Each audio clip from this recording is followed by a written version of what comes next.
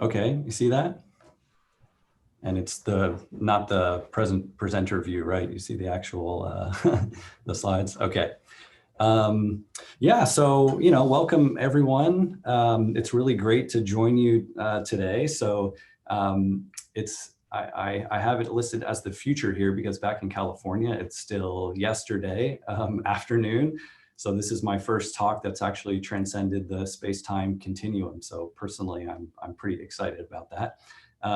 So I've always had really nice interactions with the center so far, and I just think it's great that you guys have something like that set up there. Have some cool discussions and collaborations going with Cherie and Colin, and I'm excited to hear as much as I can about what you guys are working on. So today I want to introduce you to some of the work from my group. My group is about 2 years old here at UC Davis. This is in the northern part of California, about an hour away from San Francisco. And it's complementary to a lot of the typical mass spectrometry and fluorescence-based characterization that most of the field is using. And it's enabled by the use of what are called plasmonic materials. Some of you probably have heard of them.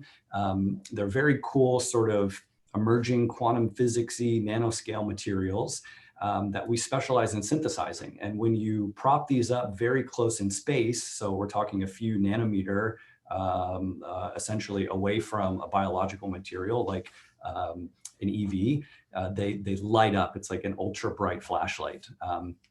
So as you can see, and you'll see in this talk, in a field like ours, so diagnostic application of EVs, where you really need something that is extremely sensitive, plasmonic approaches are really a natural fit. So my goals for the next 30 minutes or so are pretty simple. I'm going to introduce some background about light interacting with matter, and specifically what the heck are plasmons. And then throughout this part, I'll sprinkle in some of the most current kind of cool recent studies that are utilizing these methods to detect EVs. And then I'll spend the last part telling you about some actual applications that my lab is using to take advantage of these plasmonic materials to boost Raman spectroscopy, which is something I'll tell you about also. So a talk like this, lots of introductions, so bear with me, and I'll try to build it up so that we don't leave anyone behind. So before I begin, I do want to share some really exciting recent news in my life, is that I became a dad in September, actually. So these past few months have been extremely crazy. But really, as you can see, I'm really starting to get the hang of it. So here's us celebrating Christmas, and that's me giving him a nice hug. And, he really loves hugs, as you can tell. In general, I'm pretty much a natural at being a dad, as you can see here. He does smile, actually, usually when he's with his mom, not with me so much. But I would be remiss if I didn't share that news with you. Okay, so back to the science. So if you don't have a direct background in physics or material science, it's useful to back up a little bit to examine these materials from the start. And by the way, I'm sure how you'll be feeling by the end of this talk is how I feel almost in every EV talk that I'm a part of, when I'm like Googling the difference between RNA and DNA. And so it's nice to bring back to nanoparticles and photonics for me personally. So we can start with what happens when light interacts with matter. You see this little cartoon down here. A bunch of different things can happen, and they can happen simultaneously. So you have some light that gets totally absorbed, or some light that gets transmitted, but maybe the angle changes. Some that gets transmitted, the angle changes, and the wavelength changes, so the color changes. Some that gets totally reflected. And the metal nanoparticles that I'm going to talk to you about today do a bunch of these things at once. Their electronic structure of the metal, which we'll talk about later, is actually what gives rise to this weird interaction with the light. And normal organic molecules just don't do it. So that's why they're sort of special. So here's a TEM electron micrograph of some gold particles, and then their absorption. So how they deal with light, with white light that interacts with them. And you can see here, they appear, you can make nanoparticles that appear different colors because they absorb light at different wavelengths. So silver versus gold would have two different sort of absorbance spectra that you see here. And when nanoparticles absorb light, the observer then sees the light that's transmitted, so the light that wasn't absorbed. So it causes you to perceive this complementary color.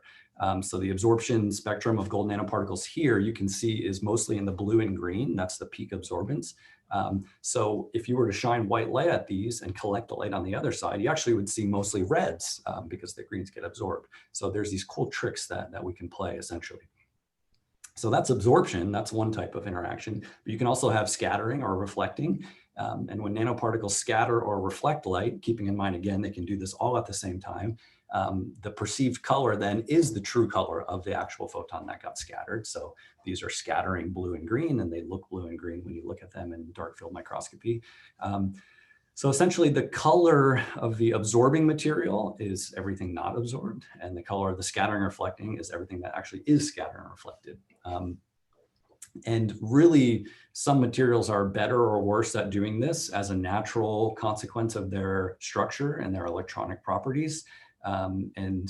This is where the engineering comes into play. So you might want to make certain particles that absorb at certain colors, scatter at certain colors, just like you would design different fluorophores to be in the red or the green by changing their chemical composition. It's very similar. And there's historical examples of this. This is you might be familiar with the Lycurgus cup. This is a Roman artifact thousands of years ago now. And they accidentally, I mean, I think accidentally, maybe they already knew about the nanoscale, mixed silver and gold nanoparticles as a byproduct of how they were forming glass. Some of them scatter at a specific frequency, others absorb at a different one. And so upon transmission of light, the gold absorb and allow red to pass through, and then you get scattered with the greenish tint. So very cool. And really the take home point is that we can engineer scattering and absorption into materials to make them awesome probes for chemical sensing. So the materials that actually do this, scatter and absorb light at the same time in different parts of the spectrum, are called plasmonic materials. And I'll tell you what the term plasmon comes from when we look at their electrons in a second. But the final piece to understand is how we can actually exploit this really sensitively by just changing small features of the actual nanoparticles themselves. So here's a UV vis spectrum again, showing the absorbance of these panel of gold nanospheres. And the text might be a little too small to see, but we're ranging in the diameter from about 24 nanometers up to 44 nanometers. So each one is about 4 or 5 nanometers bigger than the other. So very small changes in size. And you can sweep across the whole entire visible and near infrared part of the spectrum in terms of their peak absorbance. And for gold nanorods, another way to do it is to grow them longer. So the longer they grow, the aspect ratio, you also shift the peak absorbance as well. So keeping in mind that this absorbance essentially generates local heating, let's say you want to do thermal ablation therapy, but if you apply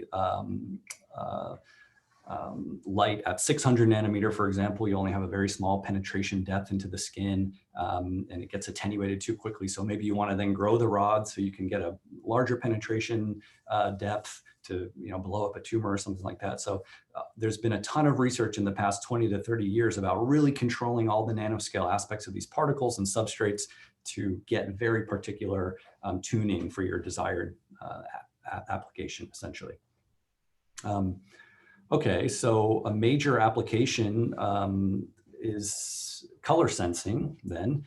So this is just like increasing the signal of an analyte of interest, like EVs, for example. So here's a really one of the first applications of plasmonics to EVs. And you essentially have antibody microarrays that you're probably familiar with to capture them. In this particular paper, they used anti-CD81. Then the complementary antibodies are functionalized with either gold spheres or gold rods. And like I said, these have different colors that you perceive whenever you collect the scattered light off of them or look at the absorbance, as in this case. And so these different shapes have different colors, and they can use this to image. And so the apparent color basically is what they're actually collecting here. You can tell them apart very easily.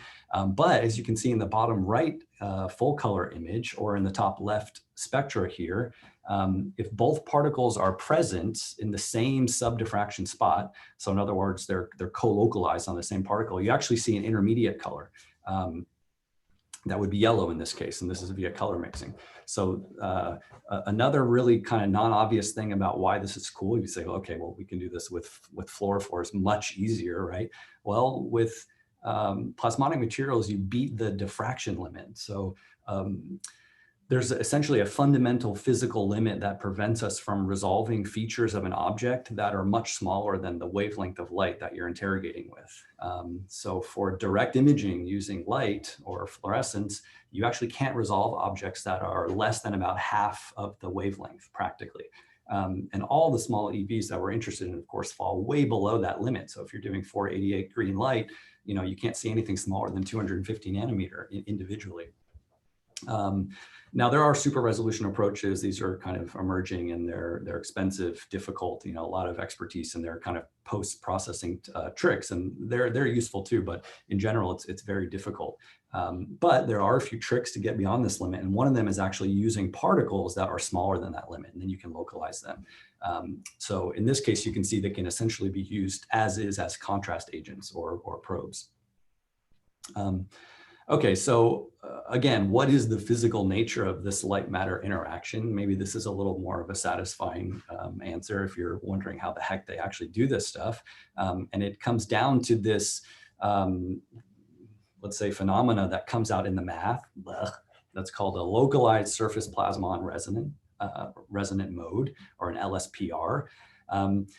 And it turns out that the electrons that are kind of moving around the material are really the key. So electrons in metals are special compared to typical organic materials that we're more used to working with. And in metals, there's so many nuclei packed together in this tight crystal lattice that all of these valence electrons, these are the ones in the outermost energy shells, if you maybe recall back to your chemistry studies, they're free to move around the material. They're no longer localized to their own nuclei. And they move around like a plasma, hence the name. They're no longer confined to the atom from which they first originated. And this is called delocalization. It's what gives rise to electrical conductivity of metals. That's why they have cool shiny properties, and basically how they have this neat interaction with light. So these free plasma-like conduction electrons, in response to a certain frequency of light, they undergo this collective oscillation. So this is pictured here on the left. The electrons are collectively resonating with the incident light. So at any given time, there's a depletion of electrons at one side and an excess of electrons at the other side. And this oscillation is called the surface plasmon resonance. It's in resonance with the light. And basically it results in this crazy electromagnetic field right at the surface of the particle. So when these natural resonances are excited by incoming light, the absorption and scattering that I talked to you about before, they can be up to 40 to 100 times higher than identically sized particles that aren't plasmonic, like something made of silicon or some sort of polymeric particle. So because of these kind of coupled electron movements, you can think of these LSPRs as essentially being really strong electronic fields that extend from the particle surface, but only very, very close, a few nanometer away. So all of the plasmonic stuff that I'm showing you today really has a distance dependent. That's kind of inherent here. I keep calling these resonances. I think we all know kind of macroscopically what a resonance is. It's this phenomena where you have this external vibrating system, like the hand in this animation, and it forces another system to vibrate, but the vibration is at a greater amplitude than the incident one. And this is a resonance. So the frequency at which the second body starts vibrating is called the resonant frequency. And you can think of the nanoparticles electron oscillations as being in phase with the incident light frequency at the nanoscale. And so, and that's the resonance. As long as you have this light shining on these particles, you have this resonant mode. The electrons continue to oscillate. When you switch off the light, it dampens back to the original state. So the light is the key part. Gold particles just don't do this on their own. You have to have light of specific wavelengths coming to interact with them. Okay, the geometry is key, because you might be thinking, does my gold necklace do this? Why does it have to be on the nano scale? So here's a slightly more obnoxious way to look at it in terms of the awful math, which I've learned out a couple times in my life and then immediately forget. So basically, some of the light that couples in there's selection rules that allow it to couple. And these are called the resonance condition, and they create these standing waves at the surface. So they're literally free electron density waves that are oscillating wah, wah, wah, as light is shining on them. And you can mathematically treat that component of the incident light wave of having a vector that's parallel to the surface that matches that of the surface plasmon. So it's like a coupling with the inherent properties of this material. So with this visualization, now you can see why the nano part is there. Why doesn't bulk gold do this? Because it's not actually possible to generate surface plasmons by direct coupling of light unless you have some feature on the nanoscale. So you have to have some structure that is about 10 times less in size than the wavelength of light. And there, the features SPR, the surface plasmon propagation constant, is less than the incident, and then they can couple together. So that's kind of in this weird equation in the top. You'll have to take my word for it, or we can talk about it later. So this could be small particles like we talked about so far, or it could be nano roughened parts on a gold substrate. The gold could be a foot long, but on the nanoscale, there's tiny features like pillars, holes, crevices. So there's a ton of geometric options to make this resonant condition happen. Now, the resonant condition essentially means which colors you actually have that are absorbing and scattering. It is highly dependent on the material composition, the size, the medium on which the particles are embedded. So you can see lots of groups are just solving these different equations like me scattering, essentially the Maxwell's equations, if you remember that from physics, onto these different size shapes. And you can predict actually. So you can see these cool triangles here. At the corners, you actually get a boost of the electric field. Where two particles meet in the middle, you get an extra enhancement, so an even higher electric field. And those sharper regions, the redder regions in these simulations, get even increasing sensitivity in terms of their ability to generate these scattered photons that we can detect. So the sharper they are, essentially, the lower concentration of something that you can actually detect. And right now, the state of the field is basically we're really good at making a bunch of shapes out of any plasmonic material that we want to direct or guide light as desired. And now people are starting to turn their attention to coupling these with the nail, essentially. We have the hammer and the EV sensing might be one of the nails. So there's some things that are really straightforward, like a simple static measurement of surface plasmon using spectrophotometer and a detector. You shine light in response to a stimulus, like an analyte binding or something. You have the nanoparticles aggregating, and keep in mind that this is geometry dependent. So when you aggregate several of these particles together, their optical properties change. Geometry is a major factor. So you can actually dramatically shift their absorbance of the color just upon aggregation. So this is observed using the very simple UV vis spectra, like a plate reader you have in the lab, or even your eye. So you can see down and see here, these actually have color shifts that are perceivable by your own optical sensors. Of course, people have already used this for detecting EVs. So in fact, to determine their purity. So this is a cool setup where gold particles, you see their typical absorption spectrum here in red. And that peak is where their surface plasmon is in resonance with the incoming light. This is in green, 520 for small gold particles. Well, if you add the EVs, the cationic gold particles actually should aggregate around the EVs, shown on top. And this leads to crazy aggregates of gold particles that make the absorbance super wonky, as shown in blue here in the absorbance spectrum on top.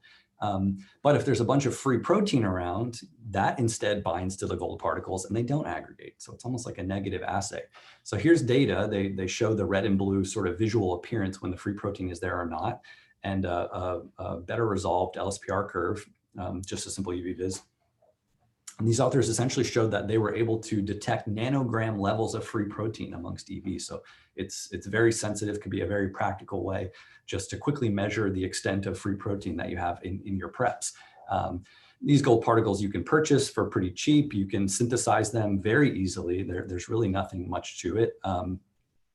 And so I hope to see stuff like this kind of applied more often as just maybe a strategy to measure purity before functional downstream studies. And these authors actually published this year a protocol paper for carrying out this assay if you're interested in trying that. Again, you just use your normal UV vis that you probably already have in the lab. Okay, so as you might expect, then there's also a ton of, really interesting applications in miniaturizing this, multiplexing, adding different particles onto microfluidic chips, putting this in flows, and pretty much anything that would get Colin extremely excited. People are already trying this with different plasmonics. And it's all pretty preliminary right now. People are doing this kind of work essentially. This is some CD9 data here, and none of these are making it to the clinic. Of course, there has to be many more years of testing. It's very slow. I've been making gold nanoparticles for 10 years, maybe a little bit longer, and I couldn't guarantee you that I can make a completely homogeneous gold particle of 10 nanometer size. So there's still lots of challenges in scaling this up to get to an actual clinical setting. But one of the most exciting sort of avenues for detecting EVs using plasmonics is this NPlex assay that some of you might have seen. Like I said, it doesn't have to be nanoparticles. Any nanoscale feature can interact with light in a strange way. So these are nano holes, which were machined into a gold substrate using E-beam lithography. And you can see some EVs here that are bound around these. And when the EVs are in these sensitive hotspots created by this plasmonic effect, you can detect them very easily. So this is a type of LSPR measurement. You get enhanced field at the corners. So when light passes through these holes, basically, it experiences this enhanced transmission at certain wavelengths because of the interaction with the plasmon at the corners. Now, if you have a biomass, which is absorbed in those fields, like an EV attached to the corner, the effective refractive index changes, and you get a slight shift in the peak transmission frequency. So it's essentially an extremely sensitive biomass detector, but specifically for biomasses of a given size. You can tune the size and shape and dimensions of these holes to be more sensitive to different size biomasses. These authors have done antibody functionalization to these to pull down subarrays, and they have lots of follow-ups on this work. That's pretty exciting. Gold by itself is extremely easy to chemically functionalize. So this is another advantage of these plasmonic materials. You can functionalize a bunch of these arrays with affinity ligands for different EV protein markers, just like a lot of the work I'm sure that you're already doing. So they show pretty cool sensitivity here, and they even add some more nanoplasmonic particles on top, like nanospheres and nanostars, to get even more signal amplification. So classic plasmonic crap, where we just keep throwing plasmonic materials at more plasmonic materials. And I think even in this work, they lysed the EVs off the chip afterwards and looked at mRNA levels and found them to correlate quite well with the captured protein of interest, according to their other techniques. So it's already quite advanced. Okay, so the final part is what we're doing in my lab. And obviously it's the best part. I mean, it's what my group is doing. I'm a little biased, I guess, but so without getting into more physics, the light scattering we've been talking about so far is actually a subset of scattering called elastic scattering, where the wavelength of the light doesn't change before and after it scatters off the particle. Green light comes in, green light comes out, exact same nanometer. But a very, very, very, very, very small portion of it actually does change energy. And that depends on the chemical makeup of the material that the light is scattering off of. And this is caused by the coupling of the light to these vibrational or rotational modes of the molecules or materials that are comprising what you're looking at. And this is called Raman scattering or inelastic scattering. So carbon-hydrogen bond vibrates at a certain frequency. Carbon-nitrogen bond has a different frequency it can vibrate on, and so on. So just like, I think this is not playing, but here's one of my favorite molecules, ethanol, and it's just rotating, vibrating naturally. All these modes are happening at one time. So if you introduce light to this and collect light on the other side, you'll get a spectrum with each different resonant frequency that you're seeing here as a separate peak on the spectrum. So even for very simple molecules, so here's like a very simple phenolic compound. And it gives rise to a pretty crazy spectrum with a ton of different peaks. So this is like chemical fingerprinting. Label free. This is just the light interacting and collecting the light that gets scattered off of it. So that is one thing to understand. And that just happens with no plasmonic interference at all. This is just a natural chemical thing that happens. But the problem is it's extremely weak. So only one of the photons in the 10 million that hit this phenol compound actually change energy. Fluorescent processes are like 15 orders of magnitude more likely than the Raman scattered. So Raman in and of itself is very weak, will never really make it to the clinic outside of a few really specific areas because of how rare, how difficult you have expensive lasers and expensive optical components to pick it off and detect it. But what happens when this molecule is located inside of a plasmonic hotspot? You get an insane enhancement from the electric fields that are generated that I told you about, these plasmons. So we're not talking 10 times, 100 times. We're talking 1 to the 10th power or 1 to the 15th power, depending on how high you can confine those electromagnetic fields. So we can engineer hotspots like bringing 2 gold particles together.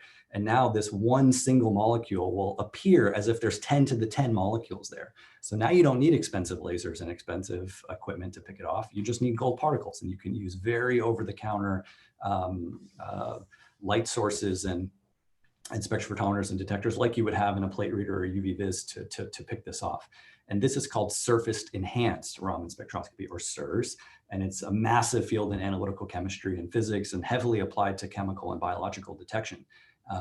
So because it's label free, you get extreme chemical specificity, and now this amazing sensitivity, you find it already in a ton of industries. So there's explosive detections worldwide, and airports now are using SIRS. There actually is a Raman scope that's going up in the next Mars rover, the Perseverance. It's actually halfway to Mars right now, a little more. And they're going to use this to look for biomolecules that could indicate the presence of life.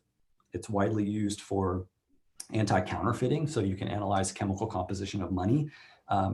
People use it for art history, so we can date paintings and archaeological materials because we know the composition of the paints and dyes that those societies had access to.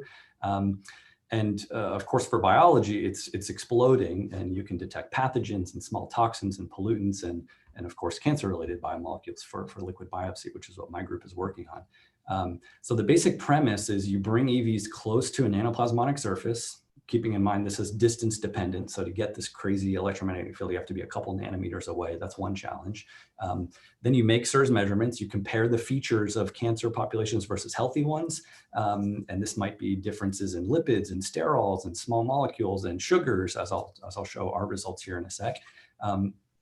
Or you can functionalize plasmonic material with affinity reagents like antibodies, aptamers to capture EVs, or both. So here's one application of what we're doing. We isolate EVs. We're still trying to figure out, what's the best way to do it to maximize these features. Do they all look the same if you're using UC or density gradient or SEC? All the typical stuff that you guys are working on too, NTA, ExoView, TEM, Western, blah, blah, blah, blah. Then with the EVs that we have, we deposit them on these SIRS materials. I'll show you which ones we're working on. And then we pop them into our microscope. Looks extremely similar to a confocal fluorescent setup, except that we collect the Raman scattered light on the spectrophotometer and camera afterwards. And then we scan around the material to try to image EVs in this way, essentially. So here's one of the typical SIRS substrates here in the middle, imaged by SEM with some EVs captured on top. This is a commercial gold substrate of rounded gold mounds you can buy from a company called Moxtech. They're about $30 a piece. There's only a few companies that make these. It's actually really challenging. So a lot of space to make some that are actually for EVs, which is what we're trying to do. One thing that unifies all our approaches, which might be of interest to you guys, is actually this addition of cysteamine. So this is a really simple trick. We functionalize the gold particles. The thiols stick to gold very, very readily. You just mix them at room temperature. And on the other side, there's a positive charge. So we non-specifically are recruiting the negatively charged EVs down to these hot spots. And this helps boost our signal a ton once we started doing that. So we accumulate spectra after spectra after spectra and try to compare between healthy, cancer, response to treatment, before and after surgery, whatever we can get our hands on clinically. So what we've been exploring recently is this weird SIRS substrate that's homemade, very, very cheap. You don't need lithography to make the nano mounds or perfect nano holes or whatever. So this work is actually carried out by my first grad student, Hannah Koester, and my postdoc Tattoo. He's currently back home in Finland, trying to get back to the US, or maybe not trying to get back. He's a lot safer there. And so rather than using these expensive materials, we buy these silica diatoms. So these are little water creatures. They're excellent photonic substrates, very cheap. You can buy them as a powder from Sigma. And we compress them with a bunch of silver nanoparticles, and we form a little compressed strip, little substrate. And it's porous, as you can see in the cartoon below. So we just put EV solution on top, they trickle down. Some of them get snagged up by this amine functionalization that we do onto our silver. And then we make measurements all over and over and over. And this porous nature gives us a little extra purification ability. So we can do this from just whole biofluids even. Here's some nice SEM images. You can see the kind of silver nano clusters in the bottom here. We can do different modes where we see the gold is really shining, or the silver is shining really brightly here. We don't even care, different sizes and shapes and rods, doesn't really matter. We just are looking for enhancement. And in red, we have some EVs probably too that we trapped, probably some microvesicles as well. So a trick that we use once we're looking at all these spectrum that we're now collecting when the EV's there is principal component analysis, PCA. We can rank individual spectrum on 1, 2, or more axes. And this is according to their influence of certain chemical spectral features, each in their own spectrum. So for example, on the left here, you can see that each dot represents one SIRS measurement somewhere in the substrate. Red was ovarian cancer patient plasma, blue was endometrial cancer patient plasma, and white was control, healthy donors. And we can rank these according to the main drivers of the chemical differences amongst this data set. And then we statistically group them. And then we can analyze the spectral features of the different groups and try to find what's different about them. Again, label free. And the best here is that we get a really clean separation. So the x-axis, that principal component is separating the endometrial patients from ovarian. And the y-axis was separating the lower grade ovarian cancer controls from the higher grade ones. Lower grade N controls from higher grade ones. And actually, we don't even know what these spectra mean yet. We look at all these peaks and we go, oh, here's a peak at 1290. This is coming from a sugar molecule. Oh, here's a peak at 1450. This is the amide bond that's in the peptide backbone. So it doesn't tell you EpCAM is higher. It tells you like the lipids are different, the sterols are different, and we try to fit these all to standards to actually interpret what these spectra really mean. And we're still working out the details. But one thing we know is really interesting, and I'll close with this, is that the sugars seem to be really important. So remember this enhancement region, the plasmonic material, it's distance dependent. We have maybe 5, maybe 10 nanometers before this decays away. And so only anything that's in that enhancement region will get this crazy boost in sensitivity. Everything else is just, it would take hours of collecting light to see anything of interest. These measurements we're making in microseconds, basically. And so we thought that the thick sugar layer that are found on all EVs, people don't talk about that too much, but actually the EVs that bled from the surface and even ones that come from the exosome pathway are actually coated in a thick glycocalyx, which could be 10, 20, 30 nanometer thick, not too dense. You don't really pick them up on electron microscopy, so we know that they're pretty light, but they're there, and you can cleave them off using different enzymes. So we did a really light trypsin treatment to cleave off the sugars, thinking that we would just get the lipids and other molecules closer to the enhancement region. And we tried our measurements again. So without going into all the detail of what these peaks are and what they actually represent, we basically observed that all of the sugar-related peaks disappear from our spectrum. That's what we expected. We cleave them off. By the way, we do look at their size and NTA and concentration. We know we're not changing their number and morphology that much, but it seems like we really are just cleaving off the sugars. But all of our sensitive separation from the cancer and the control, or the cancer type from other cancer type, collapsed. We totally lost it. So we essentially removed important diagnostic information from the vesicles by cleaving away these extraluminal materials like the sugars. So obviously that's not very, it's a little exciting. Now we like to do lots of, mass spec and other things to start seeing what are those sugars, are they functional? How much can they tell us about it? Can we see them label free with SIRS? Do we actually need to do specific approaches? So it kind of opened up a new avenue for our group. But so that's just some new stuff I wanted to share. We just published this in ACS Sensors if you wanted to go have a look. Of course, I'm happy to connect with you guys even after today. You can feel free to reach out. So I'll wrap up the talk there. I'll give you a couple conclusions. Hopefully you took away something. So surface plasmons are these special interactions of light with free conduction electrons of metals that lead to increased absorption, scattering, crazy electric fields close to the particle. And this field is responsible for greatly boosting Raman scattering from biological molecules that are close to the surface. And this enables excellent sensitivity and specificity for EVs. So thanks for listening. Be sure to follow my lab on Twitter. You see lots of cute pictures of pets, some science, and now babies, if that's your thing. We have lots of really awesome funding sources. And yeah, I'll be happy to connect with you guys for some questions now if we have time, or of course, anytime after. So thank you very much.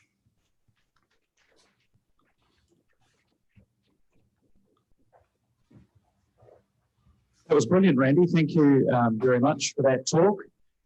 It's interesting, Colin was presenting a paper to our journal club for my research group on Monday morning on plasmon resonance, and he did the same funny noise. Go and do it for us, Colin.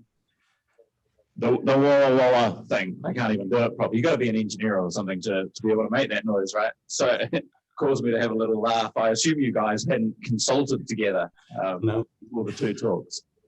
Okay, questions for Randy. Randy, can I start by asking, you did mention at one stage microparticles. So this is the surface enhanced technology works for nanovesicles. Does it also work for microvesicles, or are they just too big? Yeah, the part that touches them is the part that you would see. So, for microvesicles and nanovesicles, the thickness of the glycocalyx, the thickness of the lipid bilayer are pretty much the same. So anything that's within that 10 nanometer range, which extends, the glycocalyx, by the way, is very flexible. So you can imagine it kind of bending out of the way and getting lipids really close, the top of the lipid head group. The intramembrane proteins, the lipids on the other side, maybe some of the cytosolic factors that are inside of the EV, and then not much past that. So same with the microvesicles, you would kind of peek into a little bit of the surface, a little bit of the lumen, because we see signals from nucleic acids, things like that. We're assuming they're on the inside and not on the outside, according to other researchers in the field. So we know we're looking a little bit to the inside, but probably not that deep. And it's not like it goes 10 nanometers and shuts off. It exponentially decays. So we would just see less of an influence of those molecules that are farther away, but it makes quantitation a big challenge, because you don't know, was that molecule closer to the gold or was there more of it? Yeah, in general, we actually see really interesting differences, and certainly in lipid composition, and also in the varying kind of molecular compositions of nucleic acids. But if we purposefully isolate microvesicles separate from nanovesicles, I'd love to be able to look at even subfractions of the small nanovesicles to see chemical differences there as well. But we haven't had much luck in being able to do that. Right. Yeah. Thanks, Randy. That was one of the clearest explanations I've ever had on plasmonics, actually. Oh, thank you.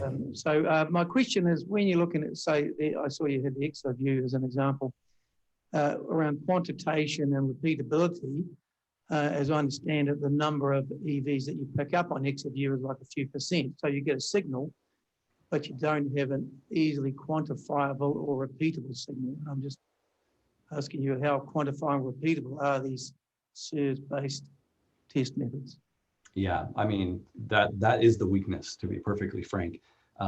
As I sort of alluded to in the previous question, it's impossible for us to know that the height of the peak that we're getting, for example, which in spontaneous Raman, when you're just doing normal Raman spectroscopy, more molecules translates to linearly to a higher concentration. So just like UV vis, you can make a calibration curve and you can make quantitative measurements. In SIRS, you don't know. The complication of these hotspots and the orientation of the molecule within them, lots of groups are studying the physics of that, and it completely changes the magnitude of the signal depending on how it's oriented inside the hotspot, how the hotspot is oriented, if it's sharp, if there's 5 particles nearby or 1 particle nearby. So, you know, it's something when we're trying to talk about how cool plasmonic materials are, we don't really focus on, but you absolutely picked on that. The most challenging thing now for the field is to reproduce the plasmonic sensing in such a way that a single EV that comes by would give you 1 signal, 2 EVs more would give you a sort of linear increase in the signal. So for sure, it's a little bit different because we're getting chemical composition. So often we just care about what is on average, what are the chemical compositions of the peaks look like different. So we know, for example, that the tumor EVs have different cholesterol to lipid ratios than our EVs that we collect from control cells or control patients. In that case, we couldn't tell you it's 5 to 1, but we can tell you when we see these signatures that it's indicative. So there are things you can take advantage of that aren't totally quantifiable, but as far as using it for SIRS, especially to try to use it to quantitate absolute signal, we're pretty far away from that. It's more of a challenge on the engineering side of the materials and putting them in nice arrays. Okay, thank you very much. So, Randy, thank you for a brilliant presentation. It is nice to be able to understand this. So that's the second presentation this week I've heard on this sort of technology, and I'm slowly very slowly actually, coming to grips with it. It's brilliant to see such a simple presentation for us biologists to try and get a grip on that. So please join me in thanking Randy for joining us. Yeah, thanks a lot for having me. And if you come up with any ideas and want to collaborate or something, we're always open to that. We would love to work with you guys. So yeah, keep up the good work, and I look forward to hearing about what you guys are doing. Brilliant.